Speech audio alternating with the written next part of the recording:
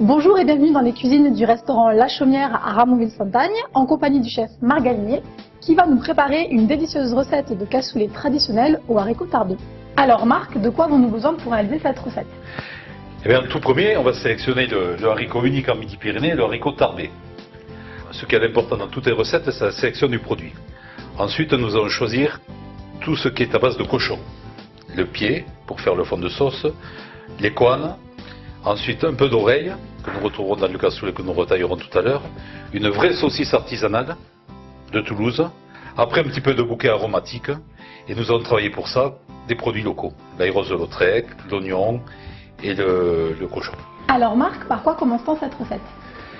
En tout premier, quand je suis votre arrivée hier, j'ai commencé à faire tremper les haricots. Très bien. Donc ils ont trempé pendant une nuit, suite à quoi je les ai blanchis avant de les cuisiner. Je prends un petit peu d'oignon, que je cisèle grossièrement, et que je vais faire revenir dans un petit peu de graisse de canard.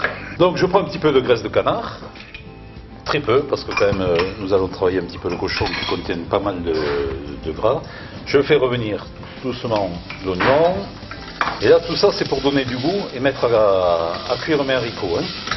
Je rajoute un petit peu de céleri et carottes, pour parfumer, parce que le secret du vrai cassoulet, c'est quand même donner un bon parfum au bouillon dans lequel le haricot tarbé va cuire.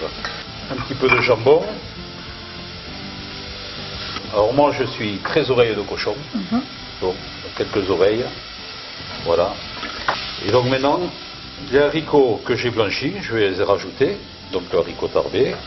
Voilà. Et on va le mouiller avec ce fond que j'ai fait donc avec les pieds que j'ai cuisiné un petit peu avant que vous arriviez. Et là, je vais laisser cuire tout doucement pendant 3 quarts d'heure. D'accord. Alors Marc, tous les ingrédients sont maintenant cuits, nous allons donc pouvoir procéder au dressage de la recette. Voilà. Alors la première astuce pour le dressage, on prend une casserole en terre épaisse pour qu'il y ait une bonne conduction une fois au four. Parce que ce cassoulet, on va le laisser quand même quelques temps au four, on va le passer 2 heures au four tout à l'heure. Alors en premier, l'astuce, on va frotter la casserole avec un grain d'ail. Et on commence le dressage. Et alors j'en ai profité tout à l'heure pour faire revenir un petit peu de confit. Bon, pour deux choses. D'abord, ça lui donne la couleur. Et ensuite, ça permet de dégraisser. Avec un petit peu de saucisse de Toulouse. Alors là, où il faut être très clair sur le cassoulet, il ne faut pas être dogmatique. On peut tout y mettre le cassoulet. On peut mettre du mouton de Barège, on peut mettre de l'agneau, on peut le faire à base de tout. D'accord. C'est un plat de pauvres et c'est un plat qu'on trouvait dans nos campagnes, dans nos fermes, et on y mettait ce qu'on avait dans la production. Donc c'est un plat régional et on reste avec la production régionale. Donc voilà, aujourd'hui du canard du sud-ouest, ma belle saucisse artisanale, bien colorée, voilà. Je vais recouvrir avec un peu plus de tarbé, parce que c'est quand même la base du plat, donc il faut avoir un tarbé généreux. Et le cassoulet se veut généreux. Donc voilà, on retrouve les oreilles, les couennes. Alors les oreilles c'est friand, parce que tout à l'heure, quand on va passer à table, ça va craquer sur la lame, on va être dans un vrai plaisir. Voilà.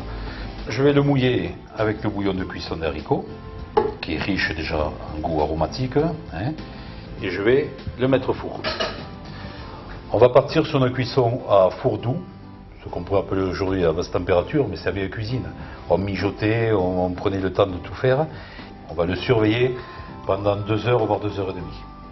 Alors Florence, regarde ce magnifique cassoulet, on va même l'entendre chanter. Alors ce qu'il y a d'important, pendant tout ce temps de cuisson, c'est de contrôler quand même. Alors on dit qu'on casse les croûtes, pourquoi? Ça permet de maîtriser un petit peu la cuisson du haricot, d'être sûr qu'il ne sèche pas trop en surface. En fonction de la saison, le haricot peut plus ou moins absorber de bouillon.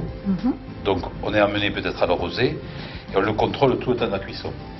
Alors il faut que l'haricot soit cuit, fondant, mais il ne faut pas qu'il soit trop cuit. Alors le seul moyen, pour quelqu'un d'expérience comme vous, on va le goûter. Avec la fourchette, on prend un petit haricot, voilà. Et puis il faut juste qu'il soit fondant sous la dent. Bon, je pense que c'est demain bon.